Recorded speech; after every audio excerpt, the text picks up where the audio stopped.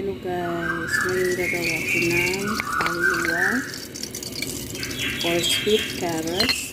Tawag nila dito budget halwa. Ayan, naglagay na ako ng ghee. And then next, add ko na yung 1 kg carrots. Ayan. Haluin lang natin hanggang sa yung carrots na become, yung carrots na naging orange na siya. Ayan, kung mapapansin nyo. Ayan, nag-add ako ng gatas.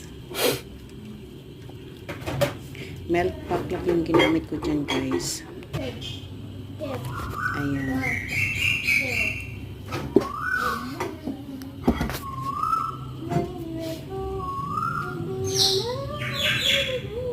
Put it there, put it there, put it there. Ganda niya, disuta. Nagad ako ng asukal. So, sabi nga nila, mita, it means sweet. So, kailangan talaga siya ng more sugar. Ayan. So, sobrang tamis niya. Napasobrang tamis siya po lang siya dyan, guys. Kasi naparami yung sugar. Ayan. Tapos, mag-add ako dyan ng almond. Ayan.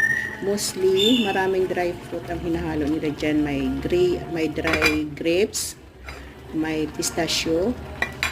Mostly sa kanila pag nagawa ng ganyan. Pero almond lang mayroon ako, guys. Kaya yan lang nilagay ko.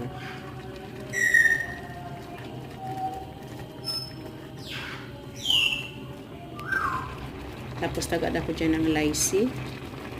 Kalimutan ko sa tawag nila dito sa Pakistan kung anong tawag sa salita nila. Pero lychee yan sa English. So, ayan na siya. Pampabango yan siya, guys. Mangingibabaw yung bango niyan pag nilagyan mo na. Alam ko na cardamom yata yan tawag nila dito. Pag nilagyan mo yan, nangingibabaw yung amoy. So, medyo na, ano na siya. Ayan. So, yan. Luto na yan siya, guys. Ready to eat. Now it's cooking. Thank you for watching, guys. First time kong gumawa niyan, guys. Ayan. Luto na siya. Ready to eat, guys.